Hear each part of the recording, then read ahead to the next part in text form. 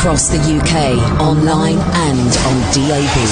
Unfiltered Night Talk with the original king of unconventional conversation. The best of Iain Lee on Talk Radio. We have ways of making you talk. Oh, Christmas is really fantastic. Yes, it's my firm favourite day. That is, the giving and receiving of gifts. I just wouldn't have it any other way. Oh, Christmas is really fantastic. Yes, it's a fabulous time of year. Did you know Christmas is better than Easter? Oh, it's the greatest time of year. Don't you know that Christmas is fantastic in the morning?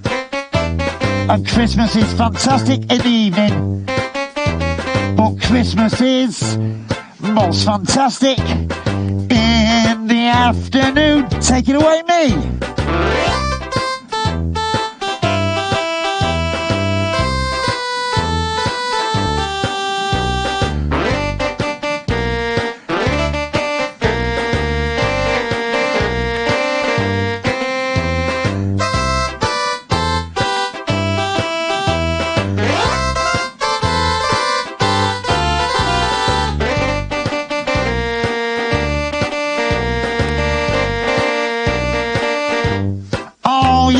Christmas is fantastic in the morning, and Christmas is fantastic in the evening. But Christmas is most fantastic in the afternoon. Oh, Christmas is really fantastic. Yes, it's a fabulous time of year because everybody likes everybody else, mainly because they're full of beer. Oh, Christmas is really... And I love Christmas dearly. Don't you know that Christmas is really fantastic? You know it is. It really is. Thank you. Now, the last couple of nights, I don't think the calls have been up to standard. So what I've done is I've asked someone to come on the show to give you some tips. Why am I getting grief all of a sudden? Who's this guy Sean and this guy Kentish Town Cats? Why am I getting grief? I don't look at Twitter during the show. I've got someone to come on and give you guys some tips on how you can make your phone calls a little bit more interesting. So if you want to speak to a phone call expert, 0344 499 1000. It's a gentleman called Barry. Good evening, Barry. Hello, Ian. Oh, you're... Is this Barry from Watford? Yes. Kath, you booked the wrong person. I said Barry. Said Barry from the. Talking about? I said Barry from the Catford Interesting Phone Company. Not Barry from. I'm giving a symposium. What? I'm doing a symposium on how to do entertaining phone calls. Oh, where's this symposium then, Barry? The symposium is now. Oh, this is it, is it? Flippin'. Yeah. Okay, Barry. Well, why don't you share 0344 499 1000, guys, if you want to speak to Barry from Watford. You've been phoning radio stations for about 75 years now, haven't you? Seems like. Yeah, listen, Ian, I'm getting terrible feedback. Can you get one of your people to phone me back? No, you're getting terrible feedback because your call's a pony. Oh, you mean actually on the line? That's lesson one. Right. Jokes. Okay. That's free. Right. So we have to phone you back. Anything, but I can't hear you very well. I'm sorry. What did you say? I said... Oh, flipping heck. Yeah. Let's go to Paul Akimbola. Good evening, Paul. Hello. Hello, Paul. Well, I was phoning you. My media company we'll try to bring back the old-fashioned variety show. Okay, that's a brilliant idea. Just stay there. Yep. Okay, just stay there, Paul. I think we got Barry back. Good evening, Barry. Yeah, that's it. Much better. Right. Much better. So we got Paul Akimbola on the line. Now, Paul is a tedious caller, Barry. Right. Can you give him some tips on how to improve his call? Hello, Paul Akimbola. Yeah. Hello. Well, look, just starting from page one. Don't pause when I say hello. You come straight back. Hello, Barry. Maybe kick things off. Offer something up. Always offering. Offer something. What you been doing, Paul? Well, I'm sitting in my bedroom. Yeah. I'm here in the bedroom. Right. In the bedroom. Yeah, right. Paul, just give us a 20-second taster, Paul, of what you've called in about, so that Barry can tell you where you're going wrong. I called in to talk about my online channel having been back old-fashioned variety show with the equipment of the era of old-fashioned entertainment. Barry, can I stop you there, please, Paul? It was a simple question. It was a civil question. It was what you phoned in about. I understood not one word of what you just said. I think he wants to bring back old variety, but online. Yeah. Okay. Well, that's potentially interesting, isn't it, Paul? Inject your voice. This is. Inject your voice with a bit of enthusiasm. Speak clearly. Leave yourself alone. Speak loudly, proudly, and let's hear what you got to say. Go, Paul. There could be modern-day equipment of Leslie Crowder. Well, I wasn't expecting that. That came from nowhere. You want to bring back Leslie Crowther? Like a robot Leslie Crowther, because he's dead. Modern day equipment of the legends. Like Leslie Crowther. Yeah. So he wants to bring back the equipment, Leslie Crowther's equipment. Now, that is a great name for a band and a great concept. Leslie Crowther's equipment.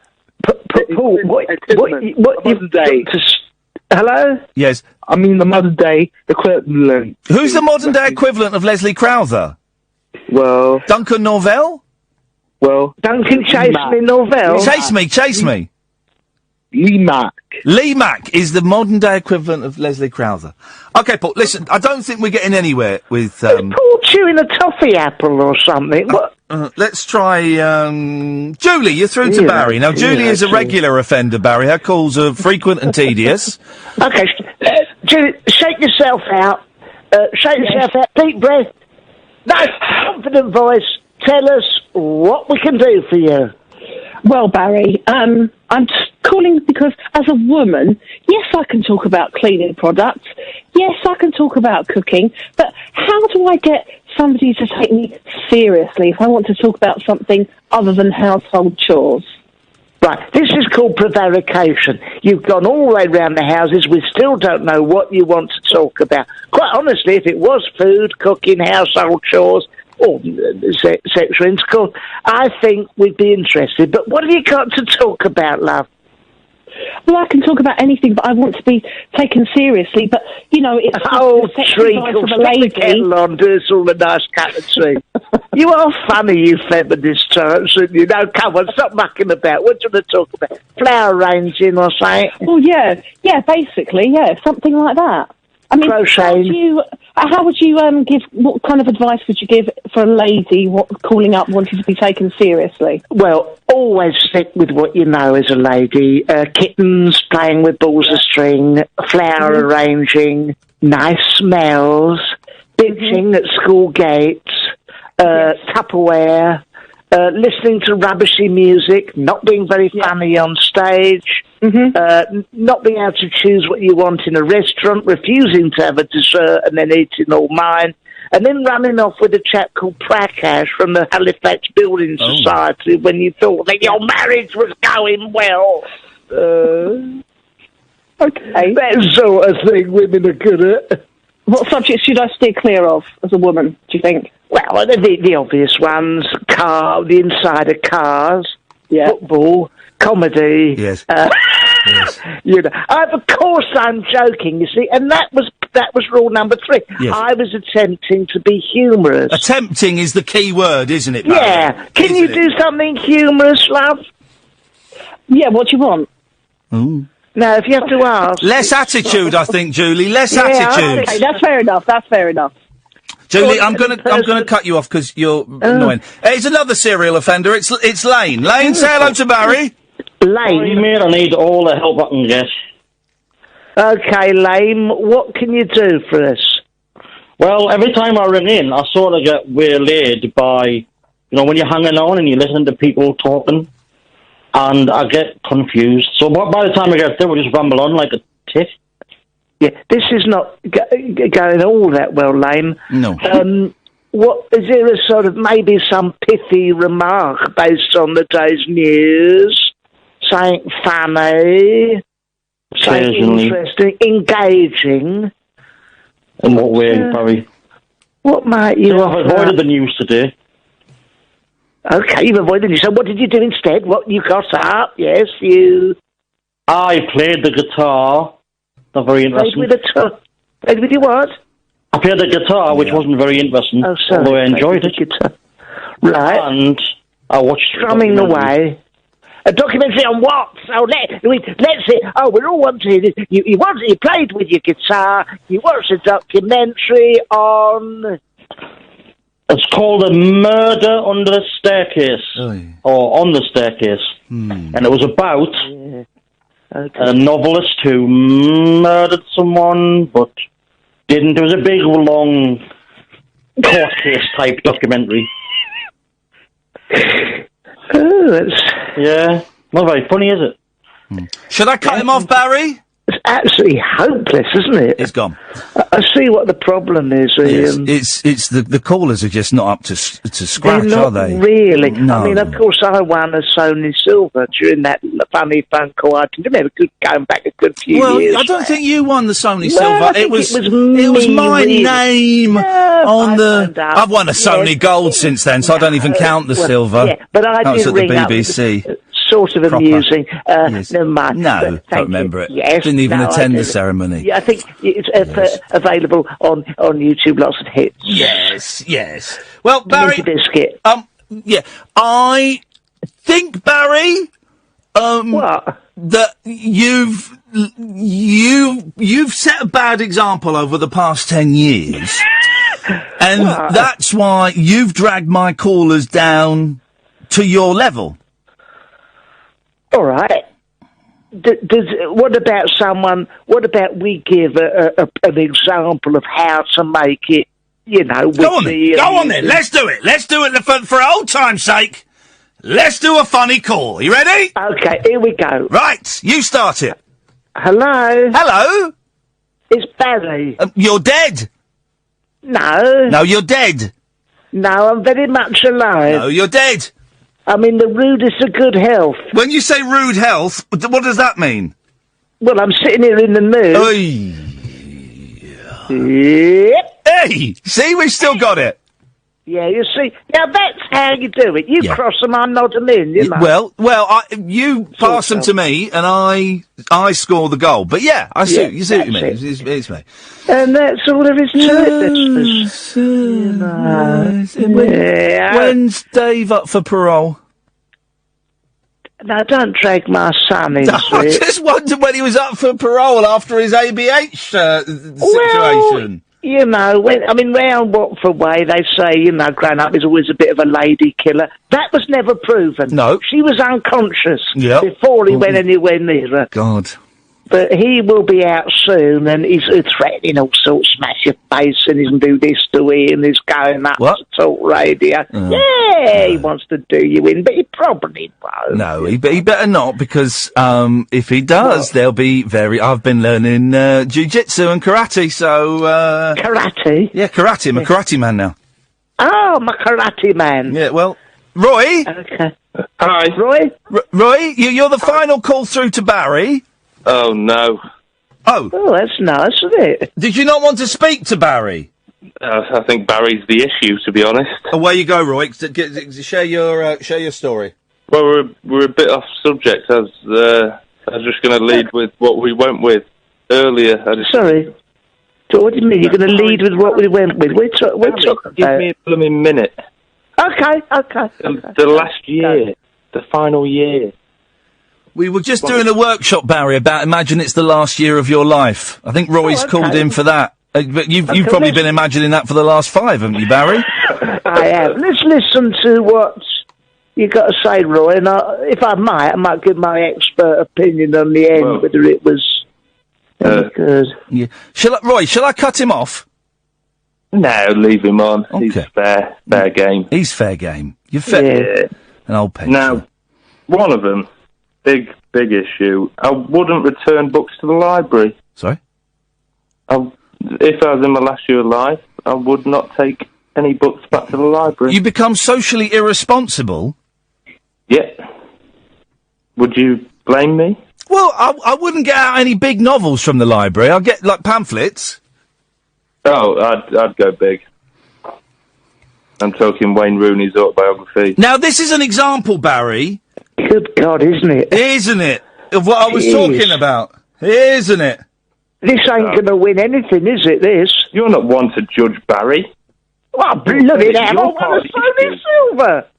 You're part of the issue. You've laid on your bed naked, phoning in. Mate, a good few years ago, I phoned up, this is just one of my many funny calls, about a gentleman who licked my wife's brown derby, which is a dessert at a Wimpy bar. That won a Sony Silver. I don't think that won a Sony Silver, did it? Look about eating a brown derby. It did. My dad used to love a brown derby.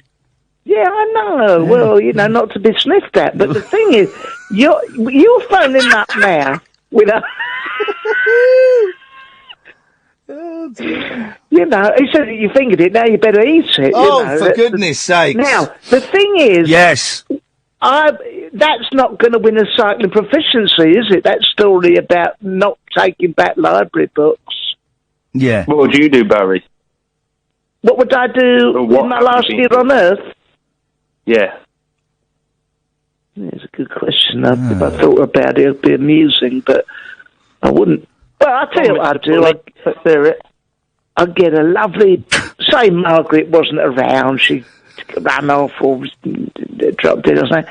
I would find a beautiful lady with lovely big rosy cheeks, give her a jolly big kiss right on her lips. Wah! That's what I'd do. Would you be paying for that, Barry? Don't be disgusting. Absolutely disgusting. No, I would not. Just wondered. No, I'll find a nice lady, give her a jolly good kiss. Well, so just to clarify, Barry, if it was the last year of your life, you wouldn't spend the last year hiring sex workers. Just to be clear. No, I would not.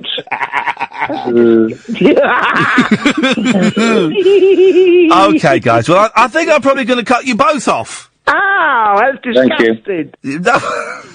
Good night, Barry. Night, oh. Unbelievable. Terrible waste of time that was. Oh, he's gone. Ken, I thought you weren't phoning me anymore.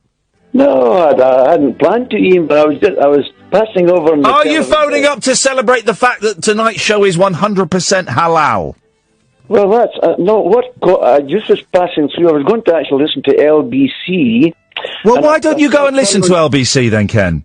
Pardon? Why don't you go and listen to LBC then? Well, I actually was, but I turned you on to see how you're doing. I'm doing excellently, Kenneth. I am doing absolutely beautifully because my show is not tainted by your poison. But yet you decided to call back. I knew you couldn't resist me, Ken. I knew it. I knew it. You couldn't resist it. I'd like to just mention first, you're going to New York. Now, about 50 years ago approximately, I wasn't a Christian at that time. I used to play football. I know you did. You were a professional, weren't you? Yes. Who did you play for? That doesn't matter, Ian. No, I know, but it's just conversation, isn't it? Yeah, but I'd rather just keep that. I want just to avoid... May I ask you why you want to keep that hush-hush? Well, Well, I don't want to draw attention to myself. I just want to talk about... you phone in you phone in this station every day, drawing attention to yourself. It was just a conversation. I just wondered because I know you used to play professionally, and I just wondered what team it was. And then when I was made even more curious by your reluctance to answer that question. Okay. But anyway, when I was... Why don't you want to answer that question? You don't have to. Why don't you want to answer? I just said to you, I'd rather just remain anonymous, actually, if you don't mind. Okay. That's okay. That's okay with me. When we went to New York, we used to do a bit of drinking, the players. Yes. And we used to go to a place called Brandy's. So I just sort of pass that on Brandy's. I'll have a little look at Brandy's. See if it's there. Sounds like a very naughty place. No, it was a karaoke, actually. Oh, really? What was your karaoke song? Oh, yeah, I used to go and sing there, yes. Yeah, what was your song? The one I sung, one of them was, what was it? Well, since my baby left me, dun, dun. I found a new place to dwell. Dun, dun. Down at the end of Lonely Street called Heartbreak Hotel. Don't leave me so lonely, baby. Don't leave me so lonely, or I'll die. Oh, there we go. Beautifully done, Kenny. That was a long time ago. Yeah, there we go. There we go. Yeah, so listen, what I would like to... what drew my attention to... I thought I'd call you, Ian, was... Yes. You were wanting calls about rejection. Yes. And I would like to talk, if you don't mind, especially at this time of the year, about the greatest rejection in history. Was it when the Beatles got turned down by Decca? No. Oh, that was a good one. Much more important. That was a good one, wasn't it, Paul? It was a mistake. There was a mistake. The fella that made that never turned it down. And then after he turned down the Beatles and they went big, I can't remember his name, but he then went and signed every band he could find trying to find the next Beatles. I think he signed the Rolling Stones, so he didn't do too badly. Ken, say hello to Paul. Hello, Ken. I've listened to you for a long time, Ken. I really enjoy your contribution. Right, thank you very much, Paul, and God bless you. Got a lovely spirit, mate. Thank you, sir. Thank you, brother. What I would like to talk about, if you don't mind, Ian and Paul, we're joining here together, having a little discussion. This is the most important time for Christians, and we're talking about rejection. Well, the greatest rejection in history took place at the Passover time in Israel and Jerusalem, when Jesus was rejected by his own people and crucified on a cross at Calvary for us. He died for us. And I pray for you, Ian, quite regularly, because I regard you as a precious soul, a precious man. Oh, I'm precious, priceless, and valuable. I pray for you, man, that you're saved. I'm for you, man, and God is for you. But Jesus came here, Ian and Paul, to die. And Ken, listen, right? It's great that you're calling in, and I appreciate it. But I know that you're on the station pretty much every day saying the same thing, and I just think it's a bit boring for the listeners. And I know you're bearing witness, and that's great. And I know that is your mission. Trust me, you ain't going to convert no souls by coming on Talk Radio. There's no one at home going, "Oh God, hang on, this guy knows the truth." And I know that is what you believe, and that's great. And I totally don't believe in it. And it's very kind of you to pray for me, but a little bit patronising. But I don't want you to come on. Boring, Paul? Well, do you think it's boring? You know what, Ken? It's interesting because a lot of people don't know much about Christianity now. It's sort of being driven out of the schools. No, it's not. No, it's not. That's rubbish. No, it's true, man. No, it's no, Paul. It's not. It's not. Paul. Let me give. Yeah. Paul, that's simply not true. My kids are 7 and 5. They know what Christmas is. They know what Easter is. Well, could they name the 12 disciples? Well, what's that got to do with anything? So you prove how holy you are by knowing things. No, but when I was a kid, this was just normal knowledge in society. Well, but why should indoctrination be normal? Well, it was our culture. There was our culture for over 1,000 years. Oh, Paul, that's where we come from. Yeah, but I'm glad that it's not our culture. I'm glad that my boys know about Christianity. Paul, let me finish. Let me finish. Yeah. I'm glad that my kids know about Christianity. I'm glad they know about Islam. I'm glad they know about Sikhism. I'm glad that they know about humanism. Did they know about jihad? Oh, Paul. killing for Allah. Paul, what, Paul? It's part of Islam, mate. No, Paul, it's not, mate. It's not. And it's I'll tell you what it is. Yeah, I'll tell you what it is. That. Because the Crusades never happened, did they, Paul? Yeah, but jihad's not part of Christianity. There's no crusades in the New Testament. No, Jesus Paul, never picked up a sword. Here's the thing, right? Here's the thing. I tolerate both of your calls, right? And I don't really have a problem with religion. But yeah. No, I don't. Don't for a second assume that you know me and you know my history, Paul. You haven't got a clue. What I don't like. Talking down to me, man. Sorry? Listen. No, hang on. Hang on a minute. Hang on a minute. What did you just say? No, Paul, shut up. What did you... Paul, your fader's down. What did you just say to me? Your biases are not sacred. They're just your...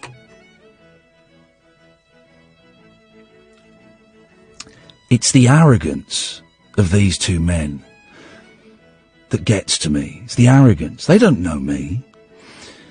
They don't know my history. They don't know my background. It's the arrogance of these two men that think they know better. Put aside Paul's hateful bigotry, completely unchristian trait, his hateful, dangerous bigotry. Paul's put the phone down. Get Paul back, I've not finished. He'd probably finished his monologue not realising he wasn't on air. Listen, I don't have a problem with Christians. I don't have a problem with Muslims. I don't have a problem with Sikhs or Buddhists. I think that if you follow a religion, there's something not quite right, but that's your choice. But the arrogance of these people, and when I say these people, I mean Ken and I mean Paul, right? Specifically, that's who I mean, okay, is absolutely staggering. Paul not coming back? What's wrong? Couldn't turn the other cheek? Couldn't forgive and forget? Couldn't move on? Or just annoyed that he got called out for being a racist? He says he'll give me a break. Yeah, nice one, Paul. He just got annoyed that he got called out for spreading lies about Islam. Is that why he bottled it? He bottled it. Fair enough. But the arrogance, the meanness of Paul and Ken, that's what gets me. That's not Christian. That's mean. I mean, you heard Paul yesterday spouting dangerous, medically dangerous nonsense. If you're on antidepressants, you should just stop them. That's what he said after we'd had a bloke on who was clinically depressed. You know, the meanness of these people, the hatred. The hatred and the meanness, Ken, that you and Paul, that you and Paul preach on the radio is an arrogance and there is a meanness, Ken. And listen, you go on other shows. I know Jake lets you go on and spout your nonsense, and I know James challenges you, and I know that George Galloway called you out. Listen, you're welcome to call, Ken. Right, thank you. But I don't want the same script that you give everyone else, okay? I don't want it, because I think you're mean when you talk about religion. I think you're patronising. It's not, and I'm not anti-Christian. I know you and Paul think I am. I'm not in the slightest. I think you're mean. I think you're patronising, and I think you're damaging to people. God, I would hate it if my kids ever met you. Imagine your kids talking to you and Paul with you're full of your hatred and your bigotry. No, you're not, Ken. You're not. You're full of arrogance and Ken, you're full of arrogance and self-importance. You're not though, Ken. You're not, and that's the problem. Your version of love is so skewed and is so blind that I want nothing to do with it. I think your version of love is hateful. The love that I follow, Ian, is to even love your enemies. It's supernatural love that comes from Jesus. Ken, you're just, Ken, I'll be honest, mate. I think you're talking bollocks, and I think you're a nasty piece of work. You're not even letting me talk. No, because I don't want you to spread your poison, because there'll be people listening. There'll be vulnerable people listening, and I don't want them to hear your poison. So listen, Ken, here's the deal. You're welcome to call up, but I just don't want you speaking about Jesus, because I think that your version of Jesus is quite unpleasant. Well, you know that's the Antichrist spirit that you have, don't you? It's not Antichrist, it's Anti-Ken. I'm the Anti-Ken. No, you've got an Antichrist. Here we go. Spirit. And that's not mean, is it, Ken, to call me Antichrist? There's the meanness. I'm Ken. saying you have an Antichrist. Okay, Ken. Spirit. You're not listening. You're not listening, which is what you and Paul don't do. You don't listen. I don't have an Antichrist spirit. I have an anti-hatred. Okay, Ken, there you go. There's your hatred and your bile pouring out over the radio. Honest with you. Okay. I'm being honest with you. You're a really, really nasty piece of work. You're as bad as Abu Hamza. You're as bad as those hate preachers. You're just coming from a different side of the coin. You're a hate preacher. No, I'm not, Ken. I'm not, mate. I'm not, mate. Listen, you're welcome to call. I just don't want to hear you talking about Jesus, because I think you're a nasty piece of work. How's about that? Is that a deal? No, well, you're Antichrist. Okay, Ken. And I'm saying that in love and concern for your soul. Okay. I love you as a person. I'm not against you. I'm trying to help you, Ian. We all need help. Okay, Ken. Pride is a horrible thing. It is. Goeth before destruction. Okay, Ken. You're just spouting cliches now. You're not even making any sense. I'm quoting the word of God. God warns us about the No, you're not. You're quoting the word. You're quoting the word of some bloke from about 1,500 years ago. Wrote it down. Ken, you're just threatening me with nonsense and bile. No. You are. I'm the Antichrist. I have an Antichrist spirit. You want to save me. You want to get me redemption. All of that stuff. It's threats. They're all threats, and it doesn't work with me. It doesn't work. Why are you afraid, Ian? Why are you afraid? I'm not afraid. I tell you what I'm afraid of, Ken. I'm afraid of your poison and your bile doing Christians a disservice. That's what I'm afraid of. Why are you afraid of that? Because I think you're a really nasty man, wrapped up in this... What way am I nasty? Because you spout hatred. That's a lie. It's not. No, it's not a lie, Ken. It's not a lie. The thing is, a downright lie. I don't spout hatred. No, you do. You're a nasty, dangerous piece of work. Here's the thing, Ken. I'm wasting my breath talking to you because you are so arrogant. You are deaf. You are deaf to other people. You are deaf. I love you as a person. You keep saying that. Why don't you engage in the conversation instead of spouting truisms and things that you read on pillows? I'm concerned about your health. You're not. You think I'm depressed because I've got Antichrist spirit. I mean, that's insanity, mate. That's nonsense. Well, the Antichrist spirit does affect your health. Okay, Ken. Ken, honestly, thanks for calling. God bless you, my friend. Bye-bye. Bye-bye, Ian. Thoroughly unpleasant people, And let me just stress again, not anti-Christian at all. I'm still making my mind up what my views are on religion, but I've got friends that are Christian. I work with a Christian, I'm still making my mind up because it's a marathon, not a sprint.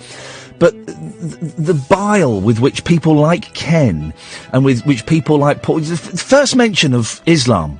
Right, because my kid's learning about it at school.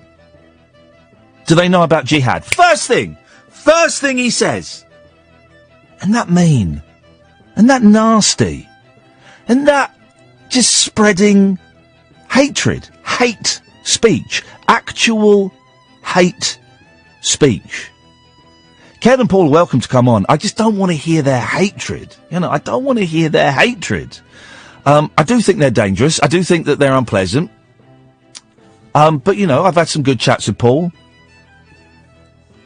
I don't think I've had a good chat with Ken, but I could be wrong. 0344 499 1000. Late Nights with Iain Lee on Talk Radio. Late night conversation worth losing sleep over. Iain Lee on air. Here we go. Off the leash on Talk Radio. Now we have ways of making you talk. If you're following, this is really gonna. We're going all in. Get rid of the music. If you're following me on Twitter, I've just tweeted a link to a domino topple that we're going to watch. 543,210 dominoes. We're going to watch it. It's quite long. We're going to play the whole thing. I will describe bits as they come up. This is really kind of... the people that hate this show really going to hate the next 10 minutes, 7 seconds. Now, but I've tweeted it, so you can watch it when don't hit go yet, okay? Don't hit go. You ready? Steady. 3 Guinness World Records are broken in this, guys. Go. I'm hitting play. Here we go. 543,210 dominoes, 3 Guinness World Records. It's had over 12 million views. We're seeing some wonderful dominoes. Domino Land reaching the limit. There's Hawaii with 43,366 dominoes. There's a supermarket with over 53,000 dominoes. There's a temple with over 57,000 dominoes.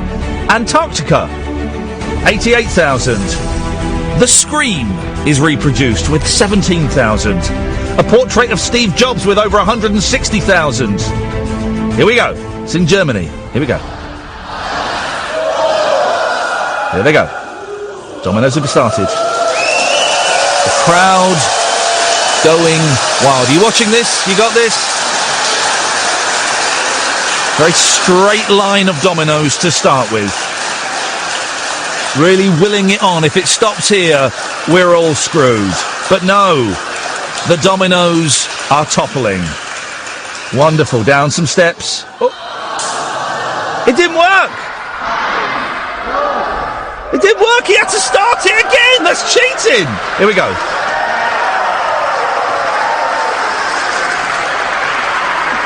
If he starts it again, we're calling him out. Here we go. That's the website. Going down there. More dominoes. Some advertising. Very satisfying to see them change from a grey to a white. Lots of advertising. Hang on, what are we seeing? Hang on a minute. I think we're being sold a pup here because we're seeing that footage again. What the hell is this? Here we go. The dominoes continue. The dominoes continue. Some going over. Oh, the T-shirts unfurling. They're not technically dominoes. They're not actually dominoes, so that's irrelevant. That's irrelevant. There's an inflatable monkey again. Not technically a domino. Here we go. There's a smiley face. Great to see 80s rave culture being reimagined. Auf dem Deutsch. Auf dem Domino. Very satisfying. It's like having a good wipe after a poo. It is. It's that satisfaction. That's the most dominoes toppled underwater we've just seen there, guys. Again, a little bit of camera trickery here from the Germans. Not quite sure what's going on, but those dominoes were actually underwater. Here we go. Here comes the fruit. A lot of these dominoes are failing to connect here. Very disappointing video. There's a supermarket trolley. That was fun. Enjoyed that. The shopping list. There we go. Here it comes. Here it comes. Here it comes. The shopping list. It looks like some of some of it hasn't been. Some of it hasn't been activated. No, it's setting up cornflakes as though they were dominoes. This is fun. This is fun. Let's see if it works, guys. Let's see what happens. Gotta say, significant number of the dominoes haven't taken, but the cornflakes packets have gone. Absolutely blinding. Superb! Superb! There's a picture of a bag of groceries. That's gone. Easy. Textbook dominoes there.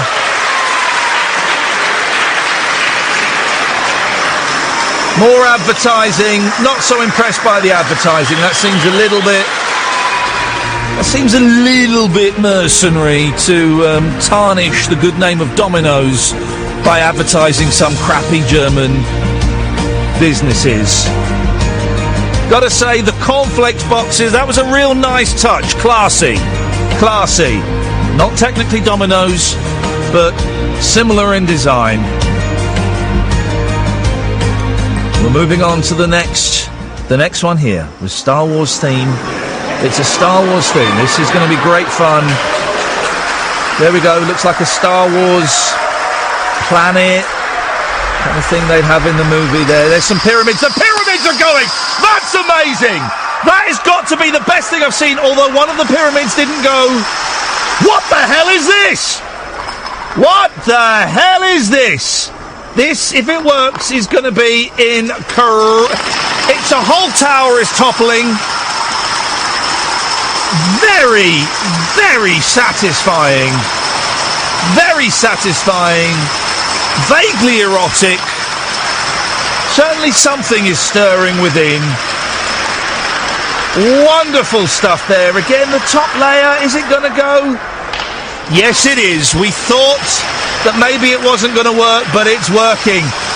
It's working in style. Beautifully done.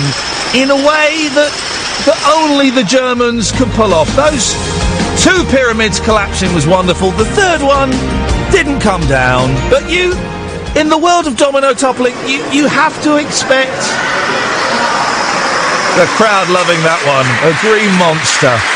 Brilliant. Really enjoying that. Maybe it means more in Germany than it does here. Don't worry, guys. Only another 4 minutes to go. 4 minutes to go. Now we're going to Antarctica. Some great penguin characters. And the crowd loving the penguins. One with a scarf, one with a hat, one with earmuffs on there. More pyramids. Will we have more success with the pyramids? Here, it's marvellous. It looks like they're being eaten by invisible termites. They're not, of course. It's actually dominoes toppling. The world record there for the highest 2-dimensional pyramid made of dominoes. This is beautiful. This is a snowflake. Oh! Set off by a ball. Set off by a ball dropping on the dominoes. Look at those pyramids collapsing. Almost like there's some form of attack taking place. Here's Edward Munch's The Screen. Ruined. I'd be screaming if that was the real screen being destroyed like that. Of course it's not. It's just dominoes, and it's gone within a second. Would probably taken days to have built. Was gone within a second. What's this? This is the more traditional domino topple there. 2 parallel paths, like Tron light cycles. But what's this? Oh, they've set off a car. Beautiful. Lot of fun. Lot of fun. We've yet to demolish Steve Jobs. That's coming. Some glass involved there. It's cheating a bit. Not really impressed by that. What's this? Oh my God, look! Look at that! Oh, has it happened? Yes, it's happened! I don't know how to describe that. I do not have the language to describe that. Really nice to hear the Germans so enthusiastic, isn't it, about something that isn't an invasion. Isn't it, though? Here we go. Here we go.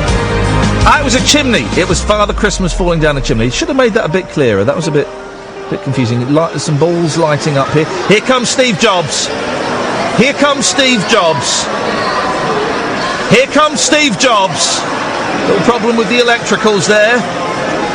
An early iPhone.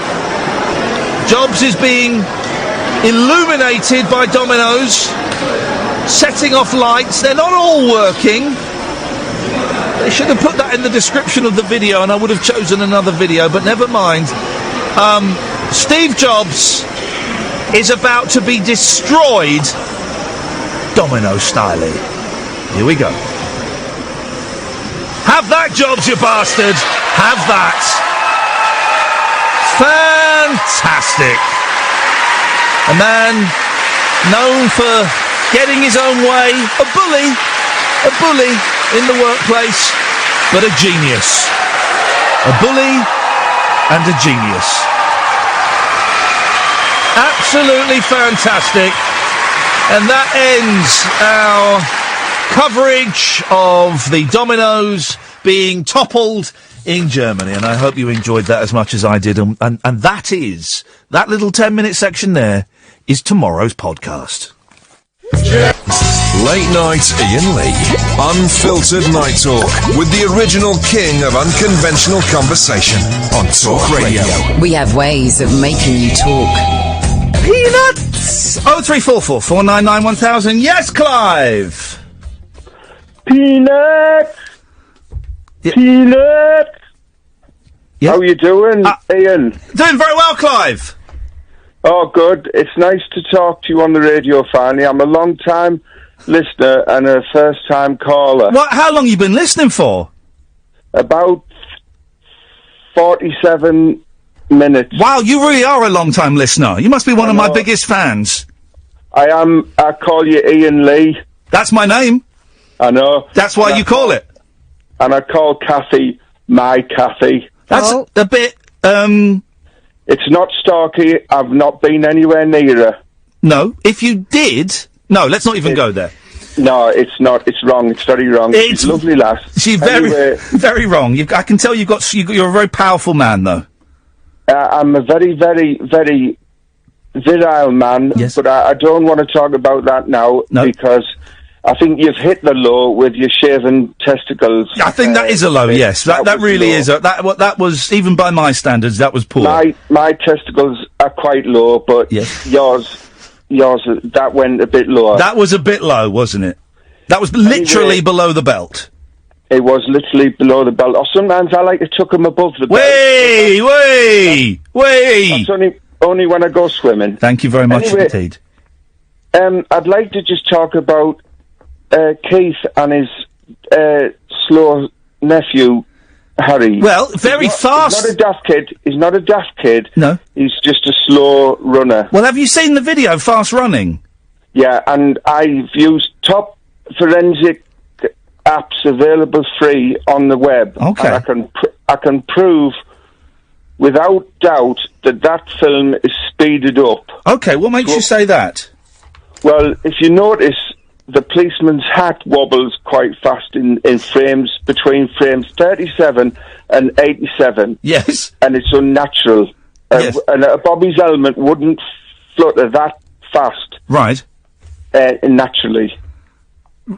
Hang on. So what you're saying the movie is speeded up? Yes, to show Harry moving quicker than he would naturally.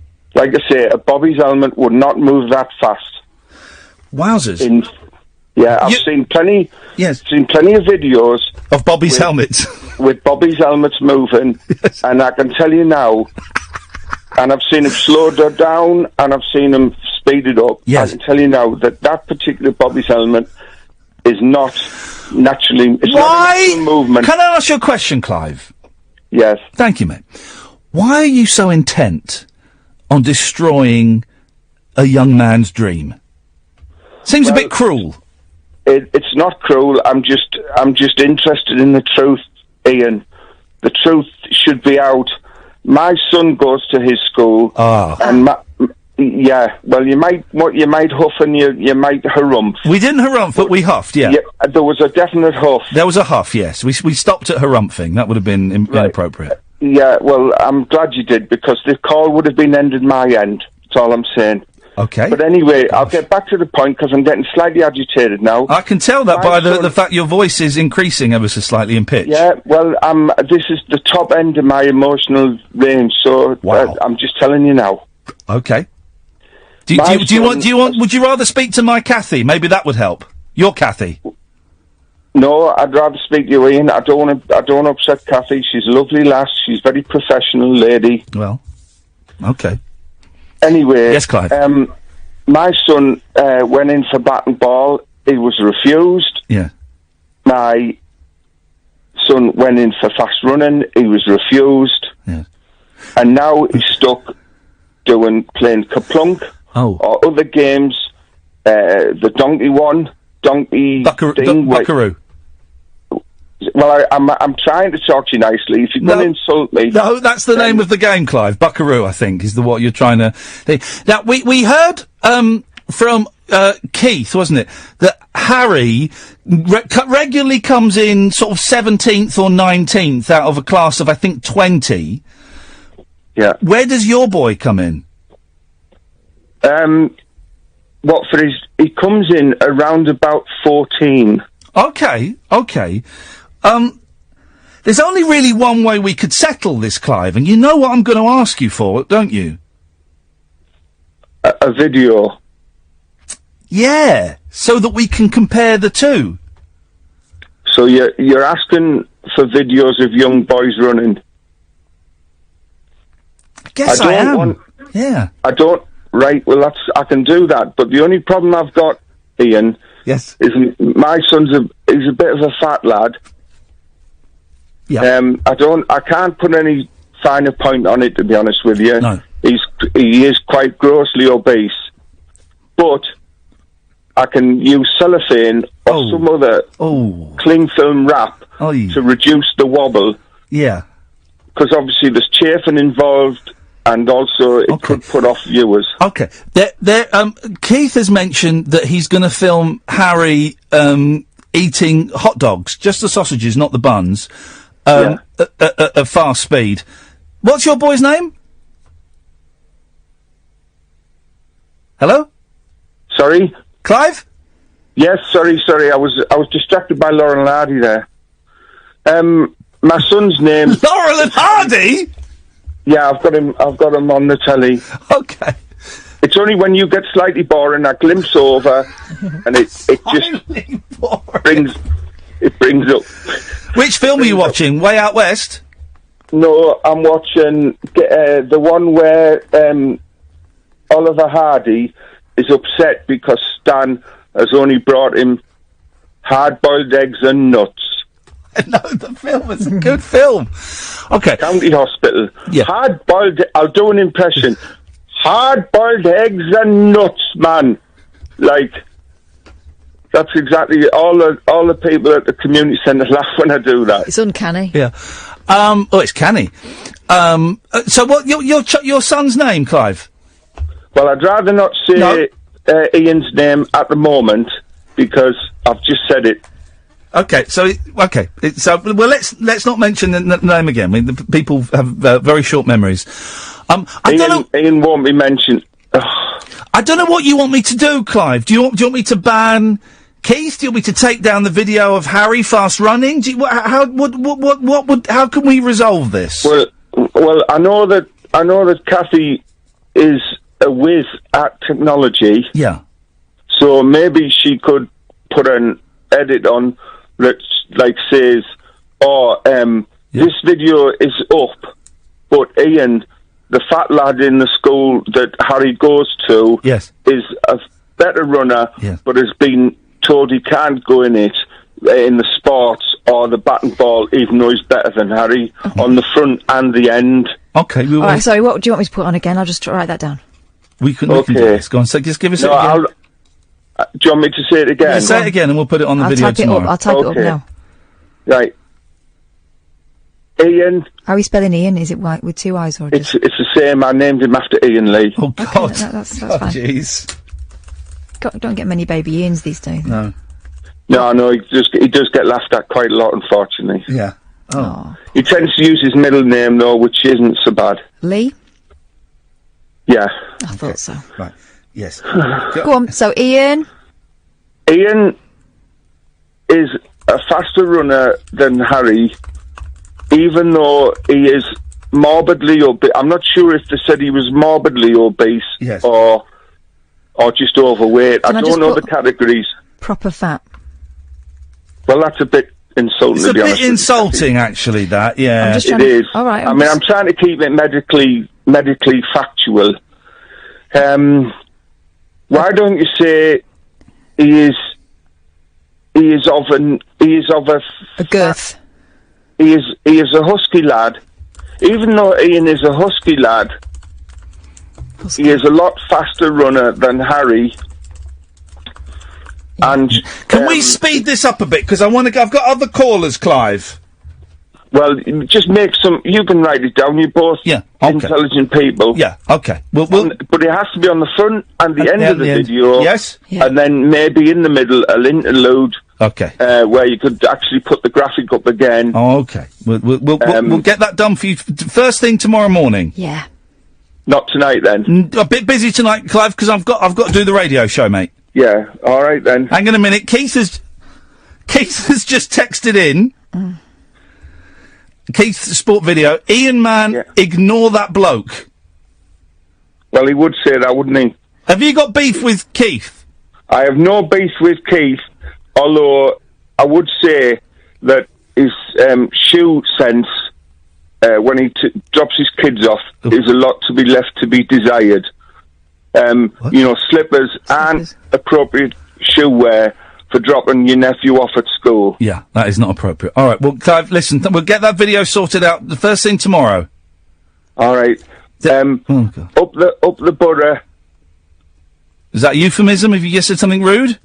No, it means up the Middlesbrough Football Club. No, let's not do that. All right, then, down the borough. Thank you very much indeed. 03444991000 is the telephone number. Late Nights with Iain Lee on Talk Radio. Late Night, Iain Lee on Talk Radio. We have ways of making you talk. 03444991000. Clive's on the line. Good evening, Clive.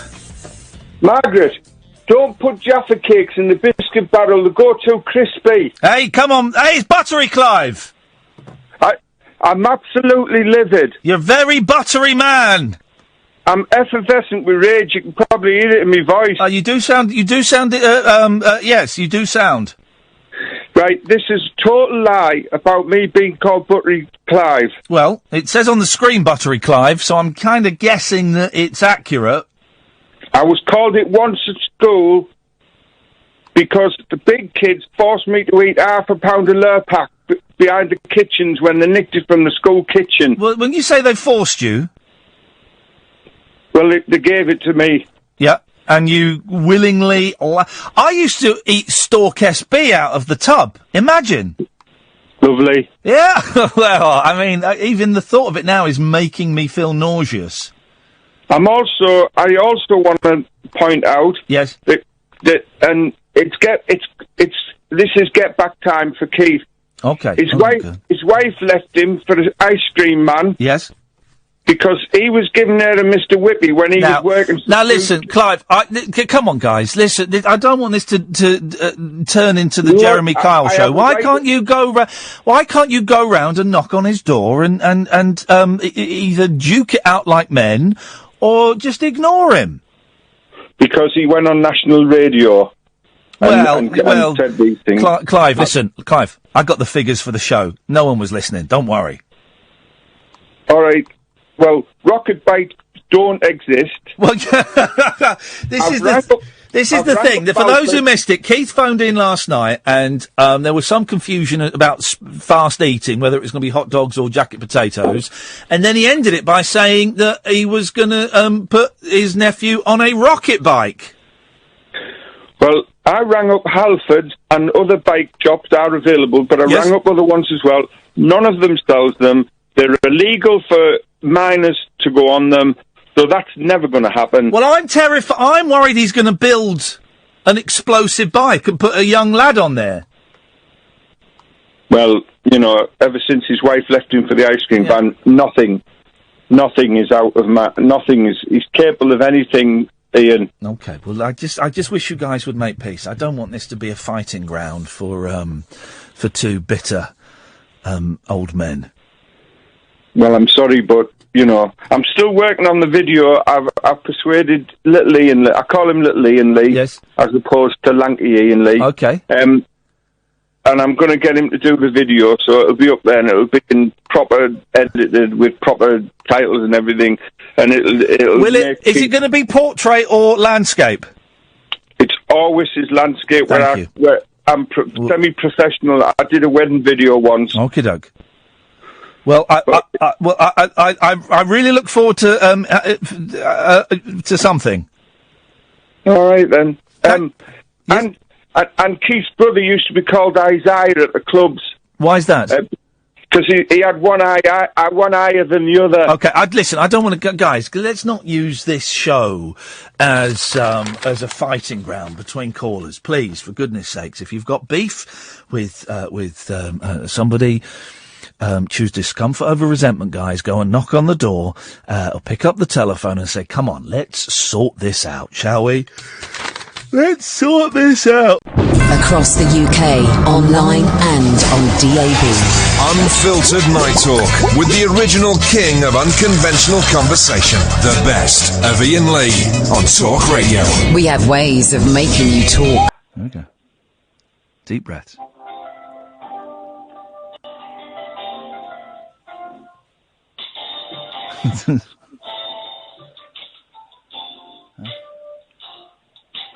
Pauline Fowler, Michelle Fowler, and Mark Fowler, Martin Fowler, Arthur Fowler, and Willie the Pug. Then what? And she what? And Sharon what? And Lofty too. Kathy Bill, Pete Bill, and Ian Beale, and Doc Cotton, and Nick Cotton. Charlie Cotton. Oh, yeah. Not long to go. Okay, thank goodness. Okay. Yeah. Doing very well. Thanks, Ian. Nope. Oh, get it. Carol Jackson. Yeah. Sonia Jackson and Bianca Jackson. Billy Jackson. Ethel Skinner and Pat Butcher and Butcher, Janine Butcher and Barry and Chris, the gay ones together, Ali and Sue, the cafe owners, Ali Osman, yeah. Willie and Rolly and Dr. Leher. About 2 minutes too long, but that was... Oh, gosh, seriously. Is it? Have you? You don't tend to finish your songs. They kind of seem to go on. Is that finished? Yeah. Did you like it? Well, it's a strong word. Thanks for calling, Pat. Ian. Yeah. Bye. There we go. That was creepy. Late night, Iain Lee on Talk Radio. We'll get you talking. Ian's on the line. Good evening, Ian. Good evening, Ian. How are you? I'm very well, thank you very much indeed, Ian. It's 11:45. It is Thursday evening as we approach Friday morning. What delights can you bring to this carnival of carnage? Going back to Sgt. Pepper and 50th anniversary. Terrible record, isn't it? There was an even better record being recorded at the same time at Abbey Road in Studio 3. Please, continue. Can you name it? No. Piper at the Gates of Dawn. Oh, for God's sake, man. I thought you were going to say something sensible. Like what? Well, I don't know. Anything. Well, the Pink Floyd... Yes, okay, when Barrett was in them, there was something going on, and See Emily Play is that's what I'm saying. Yeah, See Emily Play is a delightful pop song, and Arnold Lane has its moments, but the rest of it is utter... What is it, Interstellar Overdrive? Geez, that song's awful. It was very self-indulgent, but you must admit something as ridiculous as Bike sounds great even now. No, it doesn't. Piper at the Gates of Dawn sounds... it sounds very flat. Well, they had the same engineer as they had Jeff Emerick, the same engineer as the Beatles. Yep. Makes you wonder what went wrong there. Well, yeah. Well, it doesn't make me wonder. It just makes me wonder nothing. It was a terrible record. Well, that's your opinion, obviously. No, it's fact. It's borne out in fact.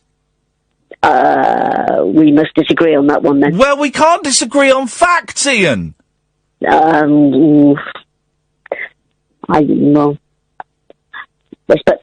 cut this call then. I'm not going to cut it. If anyone's going to cut it, it's going to be you. You're going to have to hang up. I'm not cutting you off. All right. Okay, I'm off. But if you cut it off, if you hang up, you're a bottler. No, I'm not a bottler. If you hang up, you are actually a bottler. No, I am not a bottler. Yeah, if you hang up, you are. Well, I haven't hung up yet. No, well, you're not a bottler yet, but if you do, you will be. So what do you want me to say? No, I don't want you to say anything. You stick around as long as you want. All right, well, I'll just hang around and see if anybody else says anything. Fine.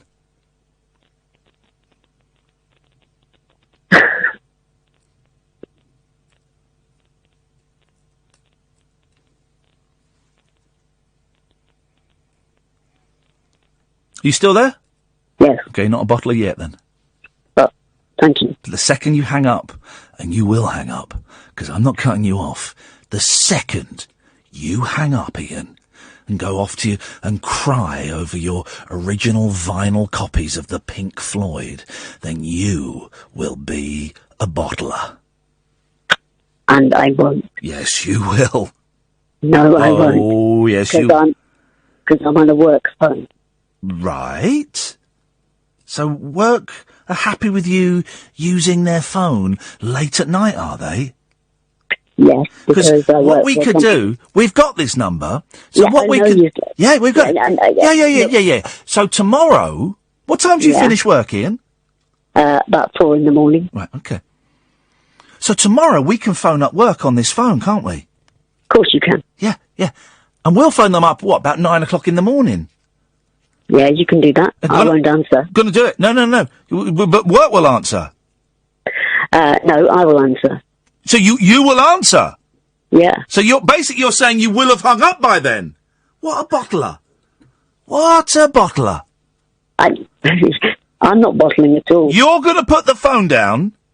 No. And the whole country will know, not only do you like rubbish music, but also, even worse than that, you are a bottler. I deny the bottle analogy. There's no analogy. It's a state, again, just like saying the piper at the gates of dawn is rubbish, it's fact. Stating you are a bottler is it's just fact. I've not bottled yet. No, not yet. No, not yet, no. And do you know why you've not put the phone down yet? Go on. Because you're too scared to. I don't have to. You're too scared, Ian, to put the phone down. I don't have to. Yes, very good. Very good. There's a chicken. I'm saying you're a chicken. You're too scared to even put the phone down. You're the only reason. Here we go. The only reason you're staying online, Ian, is because you know secretly I want you to stay online. So you're a cuck. You're doing what the alpha male, me, wants you to do, which is to stay online, because I know this makes great radio. So you are too scared to seize the initiative and put the phone down and be the big man. You've just turned your argument completely 180 degrees there. No. I've just honestly bared my soul. Something, again, you're too scared to do. I want you to stay on for the rest of the show, till the end of the show, because it'll make good radio. People go, oh, I wonder if this guy's going to stay on. And you're actually doing what I want you to do? I'm doing what I want to do. That you're doing what you think you want to do, but you're not. I've made you think you want to do that. You want to go to bed. You want to put the phone down, but you won't because you know I want you to stay on the phone. This is brilliant. This is reverse psychology, and it doesn't work. What reverse psychology? What are you talking about? You're trying to make my argument. No, I'm not. No, I don't try and make anyone's argument. I make my very own argument. And my argument is, Ian, I want you to stay on the phone until the end of the show, because it will keep people listening and it will make me look powerful. Because you're doing what I want you to do, which is brilliant. So thank you for that. Well, I'll stay on the line for as long as it takes. Fine. Well, it's going to take the whole show. Well, as long as you don't cut me off, because I'm not going to cut you off. I don't want you to go. I want you to stay. Fine by me. Fine. Then let's stay. I mean, your mum's going to tell you off. My mum's dead. It's a bit late for that. Well, you wait until you get to the other side. I know for a fact that my nan, when I die, she's got a whole list of stuff she's going to... The first 500 years of me being in heaven is going to be my nan telling me off. And everybody else, I assume. Well, not everybody else. I mean, I don't think that everyone in heaven's going to tell me off. But yes, there will be a long list of people. And you know what your mum's going to say? Your mum is going to say, "Why didn't you put the phone down, boy?" She's not from Jamaica. Is she not? I was just taking a punt there. That was an absolute punt, and I got it wrong. Fair play. What is your job, Ian? Is it selling puppy fowls? I wish. There's good money in that. Very good money in selling puppy fowls. Very good. What I do is I rip off large companies. Tell me about that. That sounds fascinating. Well, I rip off large companies by essentially giving them rubbish advice. Okay. I can't believe you're actually going to stay on for the whole show like I wanted you to. This is brilliant. Well, if you've got nobody else on the line... I've got loads. Got Sheila and I've got Alan.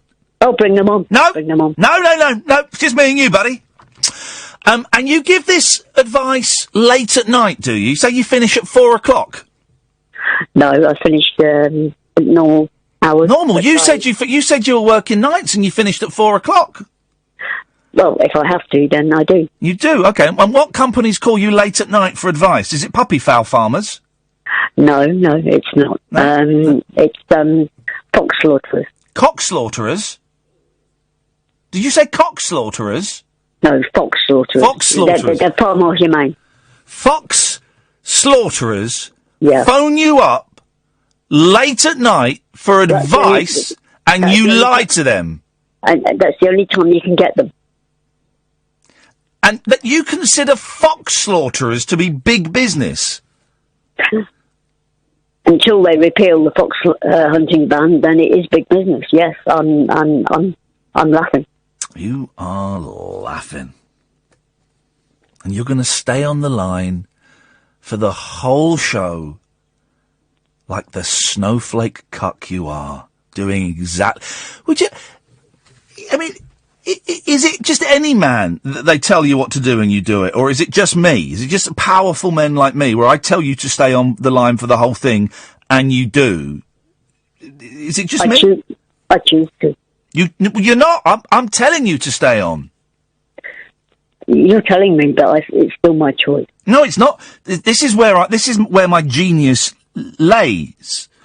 Is that I've made you think it's your choice to stay on, but I know it's not your choice. I want you to stay on, and I've made you think that you want to stay on. Whatever. I don't care. Let's get some more people on the line. Okay, let's, Sheila! Sheila?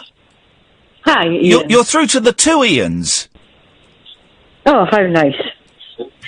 Well, I would just like to phone up about a topic you were going on about. Yes, please, your Sheila. stash. Well, yes. Well, I would just like to say I keep my stash under my nose.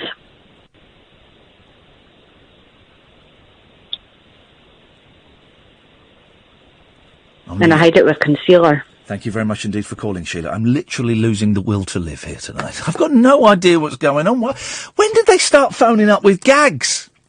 Alan! Hiya. Please tell me you haven't got a gag. No, nothing like that. You're through to the two Ians. Hi. Right. Ian, say hi to Alan. Hello, Alan. Thank you. Hi, Ian. That's exactly what I tell him to do. He's my little B1TCH. There we go. He likes to think. What I want to talk about is motorway services. Motorway services. Yes. Right, tell you what we're going to do, 'cause we're going to go, hang on a minute, 'cause we're going to go to a break, and it sounds like a very involved conversation. Ian, can you do me a favour? Which Ian? Me or you? Well, can you stay online throughout the news, and then come back after the news? I think so. It does exactly whatever I tell him. This is delicious. Oh, we're going to have fun with Ian in the next hour. 0344 499 1000 is the telephone number. It's the two Ians with me, Ian, and... Ian. We'll be speaking to Alan, not Caddick, after the news about motorway service stations, and we shall be... Please don't phone up with gags. I mean, that is my only thing. Do not call up with gags, okay? 0344 499 1000 is the telephone number. If you want to give us a call, it's the two Ians on Talk Radio. Late night, Iain Lee on Talk Radio. We have ways of making you talk. So far, do you want me to ask Steve Brookstein on the show as a guest? 43% say yes, 57% say no. You're listening to the two Ians on Talk Radio with me, Ian, and... Ian. Ian's my little bitch and will do whatever I tell him to do. He is a mindless drone, and I have asked him, I've not asked him, I've told him to stay on the phone for the rest of the show, despite the fact that he should be very busy taking calls from, who is it again? A large company. That slaughter foxes? Yes. And you advise them, that you advise this large fox slaughtering company on how best to slaughter foxes? Indeed. Do they slaughter puppy fowls? That's on the business plan. Have you ever have your services ever been required by a gentleman by the name of Farmer John? Giles, yes. John, no. John is far too common. Okay. What was Farmer John's wife called? Do you remember? Farmer Jane, I think. There we go. Okay. 0344 499 1000. Ian's doing exactly as I tell him. He's whispering so his mum don't hear, but he is staying on the line for the entire show. Now, Nicola, I'll come to you in a bit. Dan, I'll come to you in a bit. Alan, you were going to tell me and Ian about motorway service stations. Yeah. Away you go. But I don't understand how we just put up with it. I mean... Put up with what? Well, if you get diesel or petrol, you're talking about 116, aren't you? Yes. It's a normal station. Oh, I will never buy petrol at a service station, a motorway service station. Never. But listen, and then if you go like into the tip end of Scotland or maybe up the lakes, they'll charge maybe about 5 or 6 pence more, which you can understand. Yeah. But for years and years, it is 30 pence more in the service station. Now, they say because it's the tip end of Scotland, obviously a truck's got to go all the way up there and drop it off. Yeah. And there's not many customers. So you can understand that. Yeah. But the service stations on the motorway. Yeah, and their argument is, it's difficult to get to. No, it's not. You're going up that way anyway. You're going up there. Yeah. I know. We don't get angry. Nobody just, we don't go there because we know it's... The last time, I must admit, about 2 or 3 months ago, I misjudged my journey and I had to stop at a motorway service station to get some petrol. I only put a tenner in because I thought, I am not filling up my tank. Light off for the tenner. You won't get the light off. It doesn't happen. But then you fill your tank, you're actually putting £15 more. Yeah. And it's flipping heck. They'll get off the refinery. They'll probably go 10 mile and they'll drop it off. Don't have a thrombo, Alan. Well, it's a nightmare. It Just is. buy a bottle of water, £2.50 to 80 pence. The breakfast, you get them in a pub for £3, and you're paying £12 in the crap. Well, but we never say anything. Nobody mourns about it. What the hell's going on? Well, we can start a campaign. Sorry, Ian. He does have a point. He does have a point. He does have a point. What would you like to say, Ian, to Alan about his point? I think he's right that motorway services do rip you off something chronic. Where's money go? Where's it go? Well, who gets it? How do we put up with it? Why don't we nationalise them and charge a normal thing? You go to France, and it's a couple of pence more. It's now It's not a bad idea. All right, everyone just calm down. Ian, what are you driving these days? Just a standard Ford Focus. Nothing special. Yeah. And how many miles are you doing? None. No miles? Well, because I work in central London, so I don't drive. Okay, you don't drive in central London. Okay. Where are your offices for this fox slaughtering advice business? They're in Kensington. Okay. Alan, I totally agree with you. I mean, at the most, I will go and buy a cup of coffee and a packet of minstrels in there. But I mean, even the coffee is about 50 pence more. It is a rip-off, but people seem quite happy to pay for it.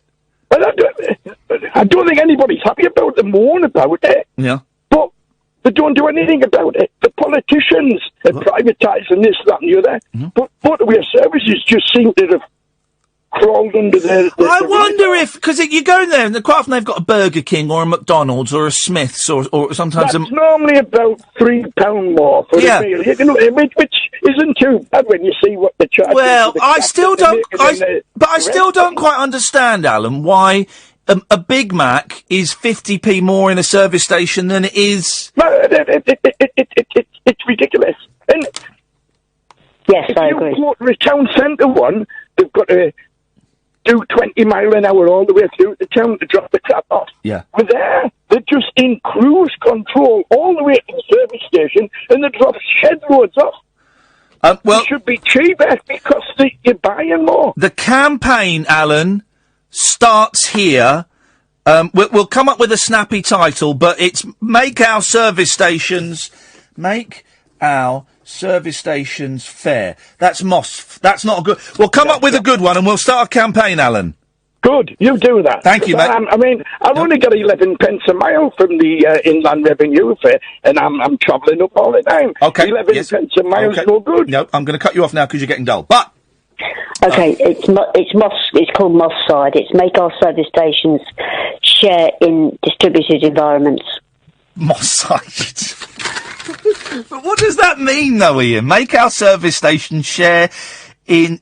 well, hang on, service stations. That's you got the S there. Make our... Moss Side. Make our service stations... Serviceable. No. Oh, sorry. Serviceable in social environments. Serviceable in social environment. That's Moss size. Yes. Moss size? Sorry, in distributed environments. But I don't know what that means. Well, that means essentially what it means is that make our service stations, Moss, stop hitting it today. Well, no.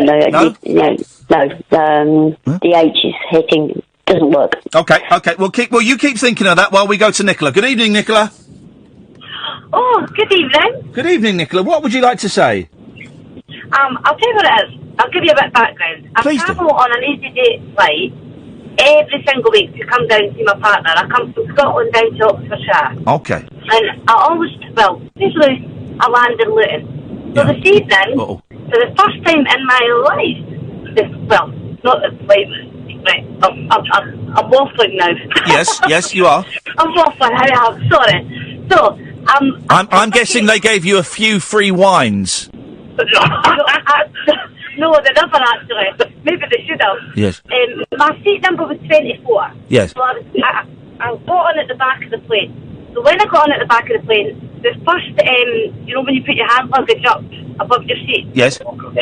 I just put it in the first one, which was number, 27 or 28. You just put it wherever you can find a space these days, don't you? There seems to be no rules on the hand luggage. Right, that was my question. Because when I got off the plane, a couple were very happy, and they said to me, "Is that your bag?" And I said, "Yes." And they said, "But you weren't sitting there." And I said, "Well, I didn't realise, as you said, there was rules to where my bag is cold."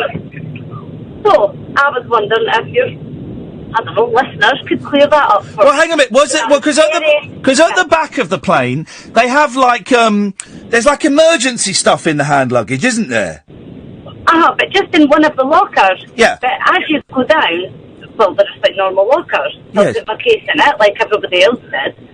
but obviously I wasn't sitting at number 27. I was sitting at number 24. But why could you... So what was in number 24, then, that you couldn't put your hand luggage in it?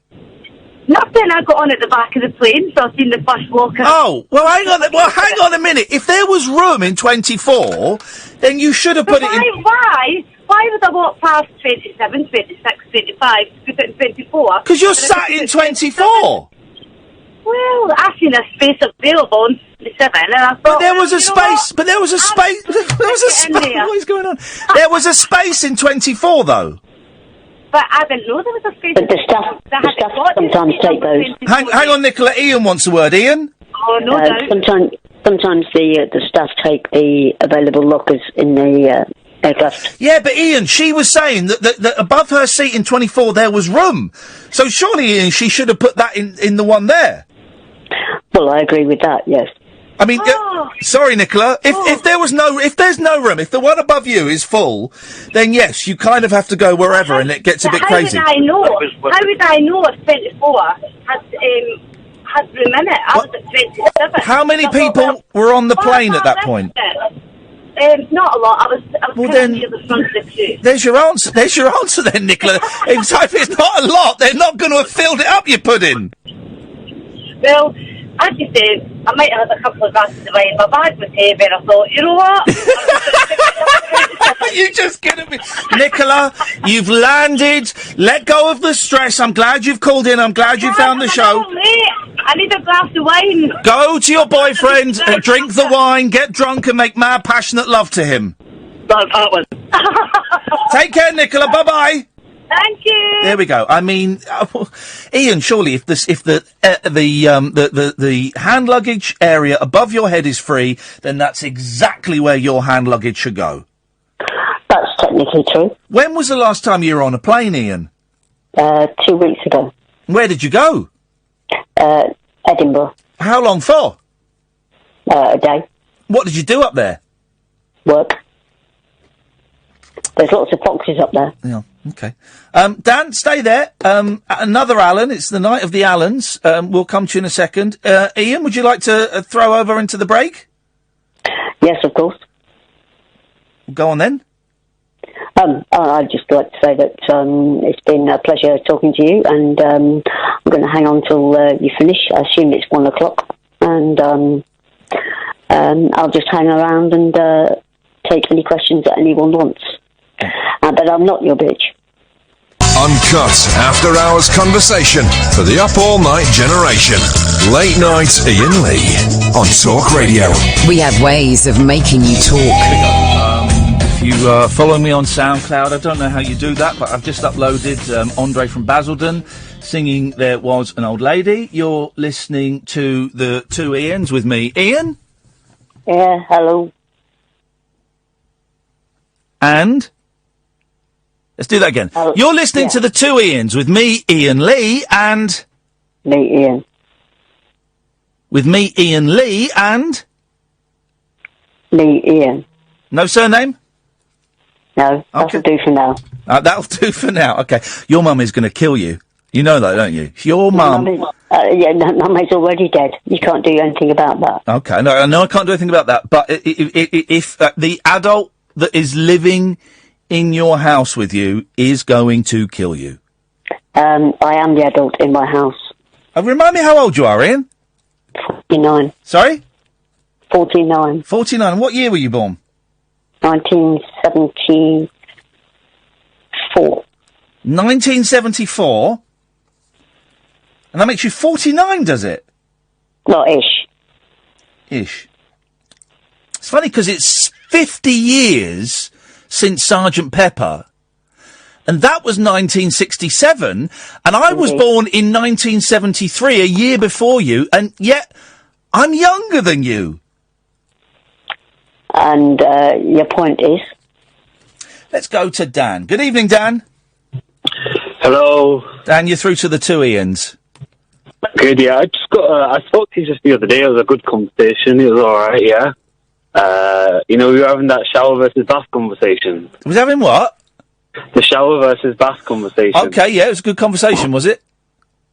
A conversation between two people or words exchanged after the conversation. Now, the thing is... I know what conversation is. You remember it as being... Hang on, Dan. Yeah, I know.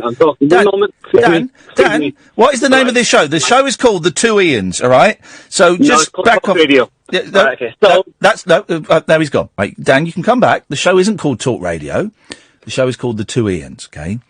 I don't remember the conversation, but I tell you what, young man, and Iain, I don't know if you agree with me or not, I don't like his attitude. He started off a bit heavy. Didn't he?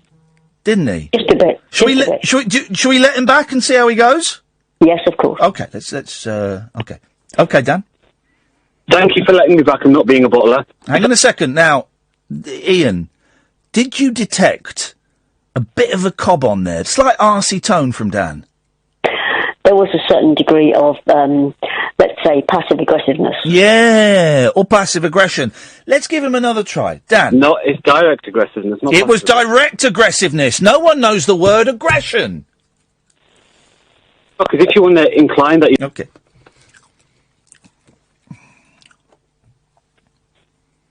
Correct? I don't know, Dan. I didn't hear what you were saying because I'd moved you onto a line where we couldn't hear you because well, that's not very good. What's the He's the mix master. I'm the mix master. No, it's called bottling it because you're putting me some. No, it's not called bottling it. It's called waiting for you to grow some manners, Dan. We can't hear you. Don't know if you're speaking. We don't know if you're silent. Just some manners. That's all it takes, Dan. Manners. Let's try. Okay, Dan. Let's try again. Can you? Because your calls are recorded. Excuse me? And you called me a muppet yesterday. Okay, Dan. What have you called in for this evening, Dan? Now, can you apologise for yesterday if you're going to talk about manners? I'm not... You called me a muppet.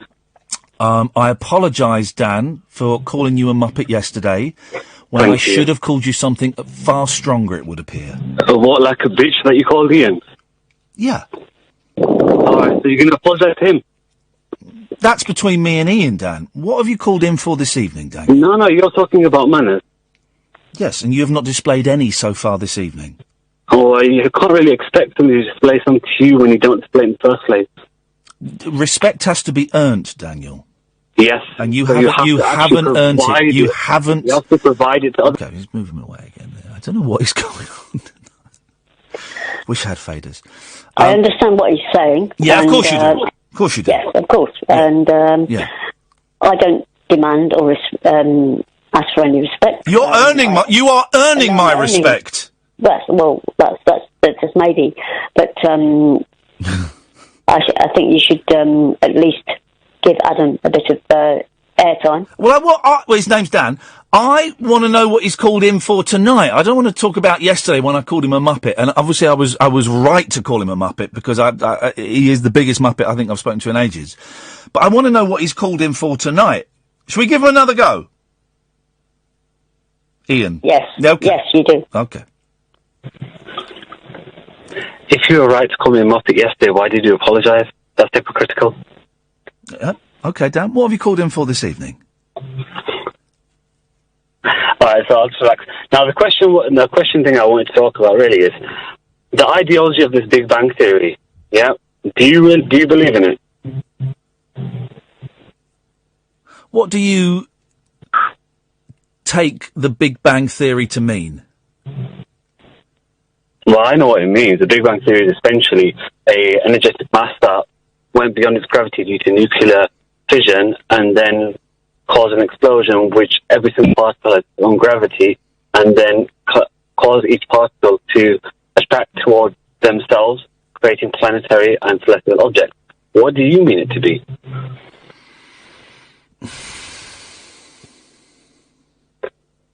Why are you asking about the Big Bang? Let's cut to the chase. You've obviously got an agenda, so let's... Can I interrupt here? Of course you can. Go on. Yes. It's not ideology, it's a theory. It's an empiric theory, which is yet to be proved and yet to be denied. Therefore, it's open. Brilliant, Iain. Brilliant. So, an idea can be a fact or a theory. An idea is a group that is then divided into fact and theory. Once it's been proven, it's fact.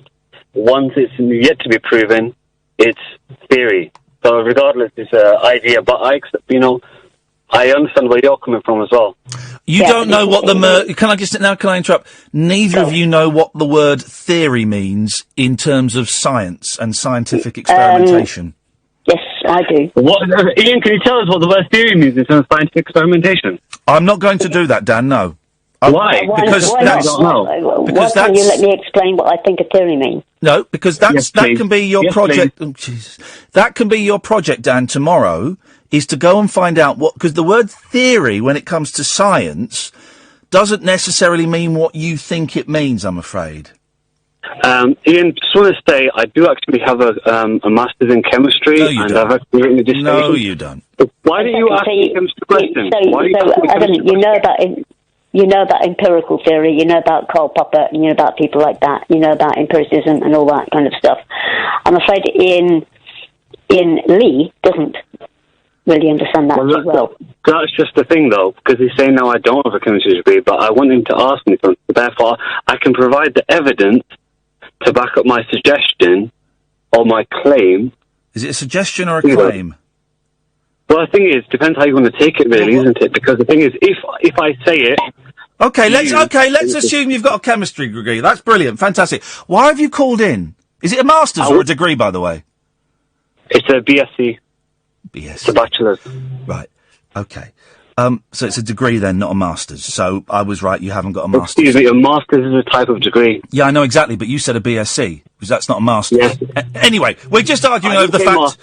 You did say masters. We're just arguing over the fact that you lied to me. You said masters. What is the point you've called in about tonight? Hang on, Iain. Yes, Iain Lee. Yes, Iain. Masters is, unless you went to Cambridge and did 4 years at Scottish University, then a 4-year degree or a 3-year degree at Oxford or Cambridge is called an MA or an MSc. Yes, because an MSc is a master's, the 1 year. You've got a BSc. You've got a BSc.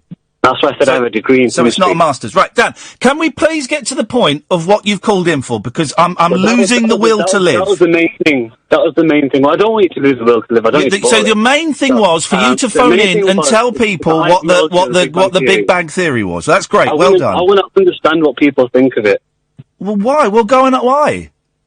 Why? Because it's something that actually is affecting our universe, whether you're a creationist or whether you are a non-creationist, or you believe in science or technology. Yeah. The Big Bang Theory is essentially explaining why global warming actually occurs due to our orbitals around the sun. Also, the Big Bang... now you're talking absolute balls, mate. The Big Bang Theory does not explain global warming at all, Dan. You've let yourself down there. You were doing all right, Dan. You were doing all right up until there. I would give you 6 out of 10. Hang on, Iain. I give you 6 out of 10 for effort again.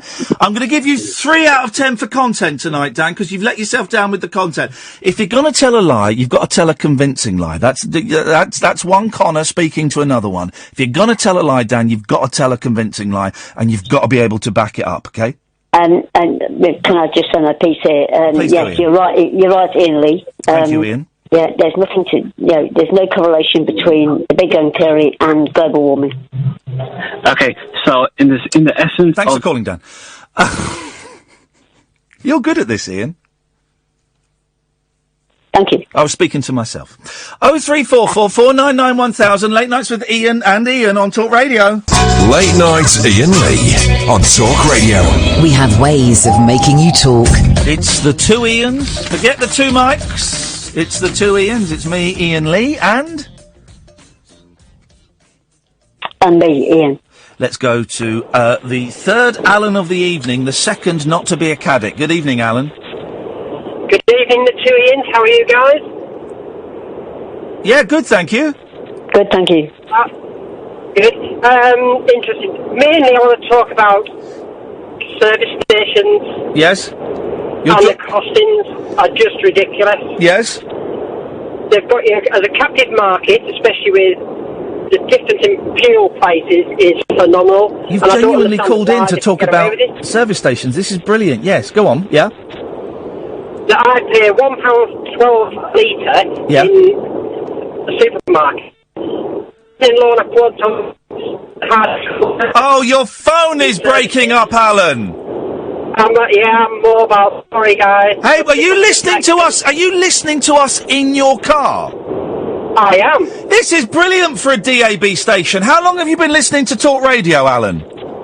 About 7 months. Oh, mate. And do you listen to this show very often? Regularly, yes. I do, yeah. Spread the word. Spread the word. I think every show needs a campaign, and I think we found our campaign, because you're right. It's a captive market.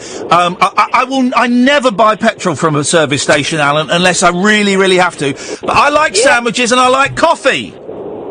Yeah, but I got caught short on the M62 last week, and the charge of £1.52 for a litre of diesel. After that was the charges. When I queried why it was so much, said our overheads are high. How are they so high? Well, I don't get it.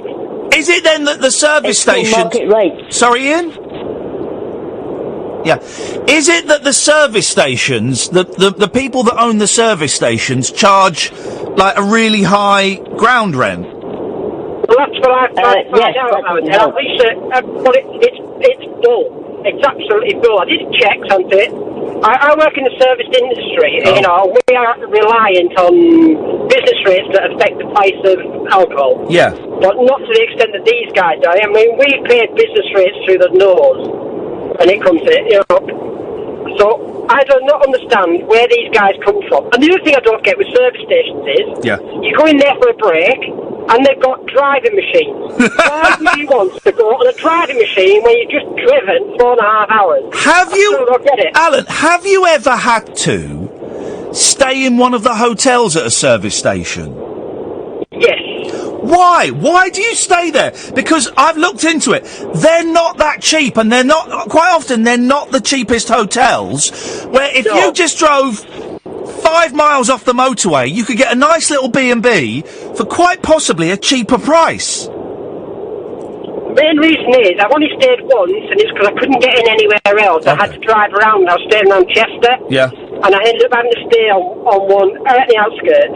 It was absolutely shocking. The reality is, for 60 quid for the night, I'd have been better off, and I'd have had a more comfortable sleep if I slept in my car. Yeah, do you know what? I think, Alan, listen, thank you for that, mate. Thank you for listening, and thank you for listening in the car. That's exciting, Ian. People are listening to us in the car. Ian? Ian? Sorry, I was on mute. Where did you go? I was on mute. Why were you on mute? What are you doing? I just don't want to drown the sound of my aircon out. Mate, if your mute is the same as hanging up, you just hang up. You just hung up. Just hanged up. Oh no. You just hung up. Mute. I go on mute so other people can hear. Mute is the same as hanging up. No, it's not. Of course it is. No, it's not at all. Mute is right, hang on, Ed, mute me. You're in charge, apparently.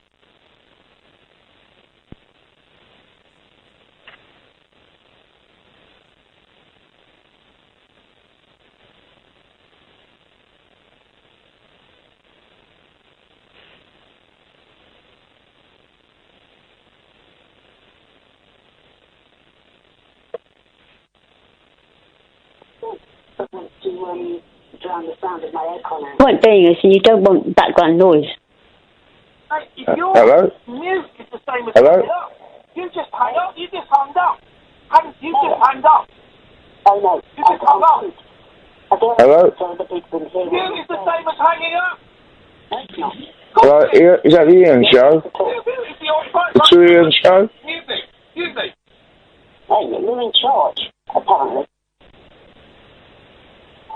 He's playing with us, don't worry. He's just playing with us. Is that the True Iain show? It's the One Iain Now show. Oh, hi, Ian. I've got a few questions to ask you, actually, yeah? Yeah, go on. This is... anyway, you may or may not know me. But, I was wondering... Carry on. No, it doesn't matter anyway. It's neither here or there. Now, you know when the royal family or anyone like that goes on a fox hunt, yeah? Yeah. Now, I heard once, I don't know if this is true or not, but They was all going on a big fox hunt, yeah, up north somewhere. I think it might be Nottingham or somewhere, yeah? Okay. Yeah? You listening? Yes, I am. Yeah, and Prince Charles says, what's that famous hunt in Nottingham? I suspect I know where that joke was going. See, if I mute myself, Ian, as I did then, I might as well not be here. So you hung up. I didn't hang up. You did. You weren't there. I went quiet because my aircon is very loud, and therefore it would have made a pain in the arse noise. You weren't there when I went to you. No, I was there. I was listening. You didn't answer. Well, because I'm not very quick on the button. Well, then that means you weren't there when I went to you, which means, baby, you'd hung up. We aren't all professionals on the desk as you are. You weren't there. I haven't got a desk. The desk was broken by Paul Ross. There's no desk here. When I went to you, you weren't there, baby. Well, I'm here now. Well, you're here now, but you weren't. I don't want you now. I wanted you then, and you weren't there. This passive-aggressive fun is really funny. Yeah. Carry on. I needed you. I went to you, and you weren't there. Remember, I'm not your bitch. No, but you weren't there. At that point in time, no, I wasn't. No, you weren't. You've admitted it. You've just admitted you weren't there, which means you've not stayed on the phone for the entire thing, which means I've won. No. I've won! No, you haven't. You weren't there when I went. You just admitted it. You weren't there, so you were going to stay on for the phone the whole time, and you didn't, so I've won! That's the craziest argument I destroyed you, fake Ian. I destroyed you. Hang your head in shame. I would, if I didn't have as much shame as you have. Let's go to Ed. Good evening, Ed. Hello. Good evening, Ian. You're through to the two Ians. Yeah, I just wanted to say to Ian. Yes? Which one? Not you, the other one. Okay.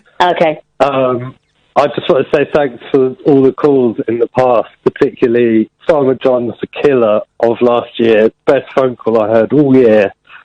Legendary. I didn't phone in as Father John. Oh, I've got you confused with someone else. Yeah, I didn't phone in as... sounded really similar. Yeah, sorry, no, I didn't phone in as Father John. You must be thinking of another Ian. Oh. Sorry, Ed. Oh, sorry about that. I get confused this time of the evening. That's okay, these things happen. Sorry about that. Thanks for calling. Take care, bye. Bye-bye. Let's go to the 0344 499 1000, by the way. We are the two Ians. We haven't got any phone calls. Let's go... Why don't you try and get us some phone calls, Ian? I'll do my best. Let me go onto my iPad and see if we can get somebody... All right, Jeremy Corbyn. Come and talk to you. Thank you. Very, very droll. Yeah, I think I've got somebody that might phone in the next 5 minutes. What? You've got somebody there that might call you in the next 5 minutes? No, call you. Call you? No, you, as in you, Ian. It's your show, Ian. Not anymore. I'm the guest on your show. Not really. Yes, really.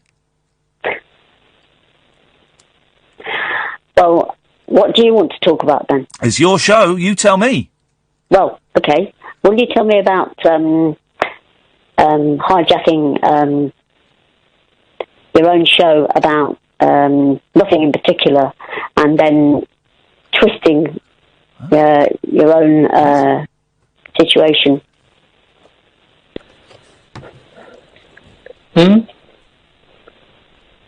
Huh?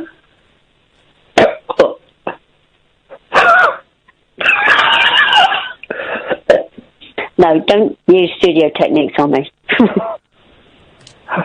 Hello? Oh, I do. No, I'm still there.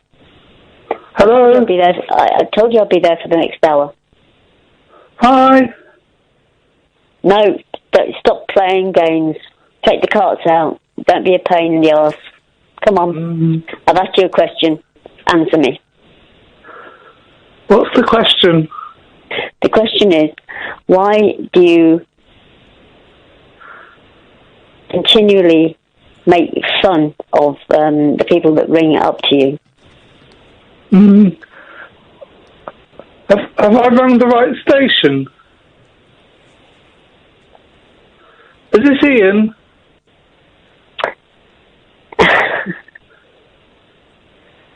I think you've just answered my question, so no more questions, Your Honour. This is like, you know, in Austin Powers you get like mini-me. This is like there's big Ian and there's like little Ian. That's what it's like. Have you got little hands? I'm not as small as Donald Trump, no. But are you like Vern Troyer? No, I'm not. Oh.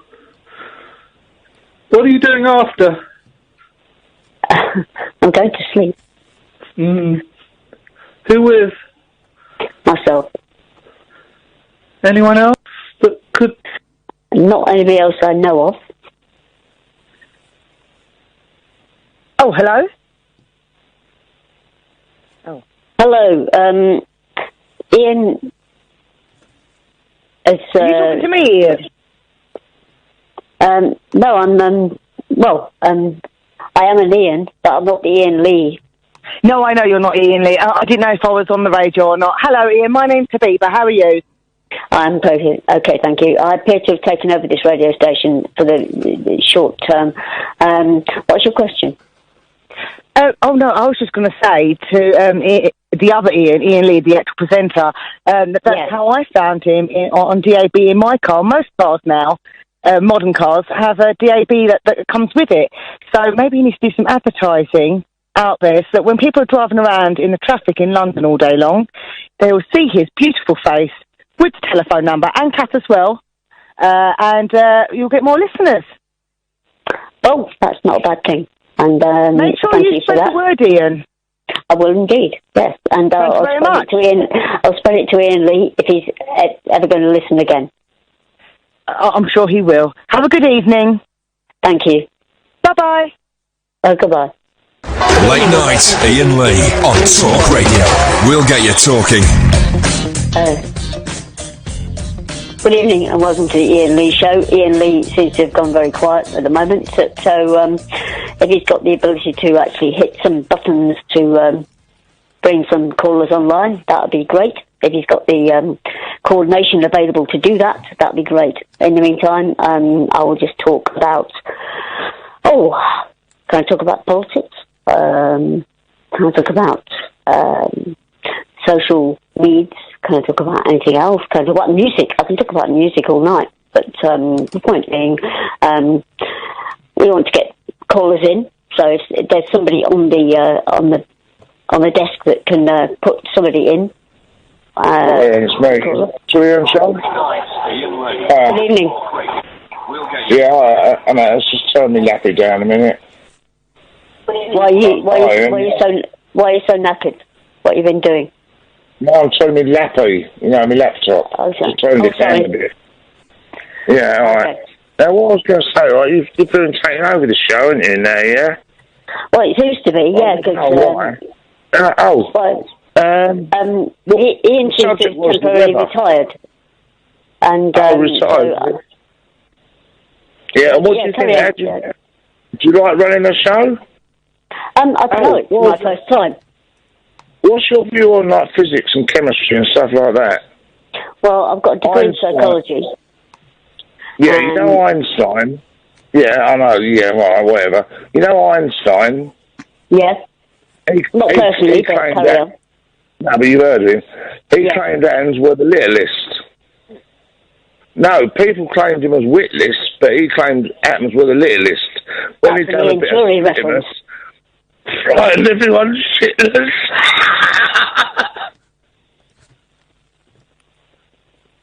I know that. There ain't been some clever bastards. What is he quote? How do you know Ian Jury references? Because I'm old.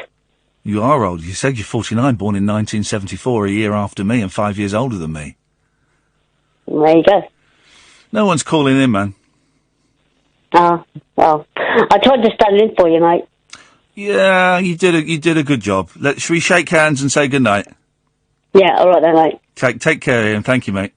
Cheers, bye. Bye-bye.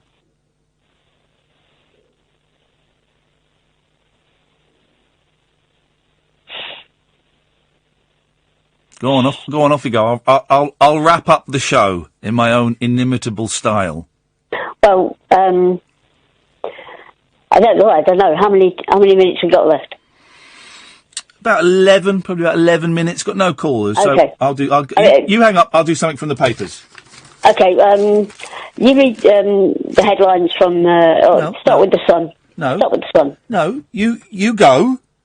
Well, I haven't got the Sun in front of me, so I don't know what it is. No, you go. You can go to bed now. You have finished. I will park this, and I'll be up in about 20 minutes. Okay, fair enough. So go on then. I'll speak to you later. Give us a call next week. All right. Cheers, mate. Cheers. Ta-ta.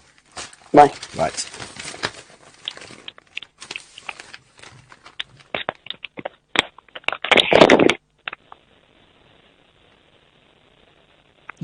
You're still there? Did he put the phone down? Ian? He's got to put the phone. You're still there? Yes, I am. Yeah, well, yes, but why? Why are you still there, you weirdo? I should be on mute. No, mute. Go! I don't need you anymore. That's fine. I'll go on mute. Well, no, I'll don't. just listen. No, don't go on mute. Go! I don't need you anymore. I'm going to finish the show. There's no one calling in, so I've got some stories in the papers. I'll do that. Just go. Right. Well, as I say, I'll just put my phone on mute and listen. No, don't. Jesus. Don't put... He's gone. He put the phone down. Chicken! He put the phone down. He put the phone down. He was a bottler. He put the phone down. I said he would put the phone down, and he did.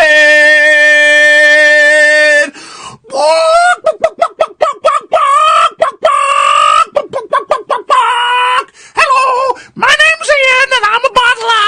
I told you an hour ago, dear listener, 1 hour ago, he would put the phone down. And do you know what? He did exactly as I said he would. He's a bottler. He's a chicken. He's a coward. He only had 10 more minutes to go, 8 more minutes to go, and he would have beaten me. But he didn't. He put the phone down a little bit like a coward would have done. A little bit like a little chicken would have done. He's a little bottler. Maybe his dead mama came running into the room and told him to put the phone down. Whatever reason, he hung up, and I told him he'd hang up, and I won. I won that fair and square, plain and simple. Oh, yes. I won that. Easy peasy. I beat a 49-year-old, 13-year-old, and I destroyed him. Oh yeah, oh yeah, oh yeah. I beat him. I made him put the phone down. I beat him. I made him put the phone down. Yes, sir. I destroyed you, boy. I destroyed you, Farmer John. I destroyed you. I whipped your ass, boy. I destroyed you, boy. I made you put the phone down. I ain't gonna put no phone down. You're gonna put the phone down. I ain't gonna put no phone down when you reverse psychology. He put the phone down. Have that! I'm not 42, Catherine, thank you, but I'm 43. I'm a week away from being 44. Oh, you put the phone down, mate. I'll do the stories from the papers. Got no more calls. Okay, I'll put the phone down. I'm a chicken. I destroyed the boy. I am Muhammad Ali, and I destroyed the boy. That is how you play mind games. It took an hour, but I am the better man. I'm the only man. One of us was a child, but I destroyed him. Let's go to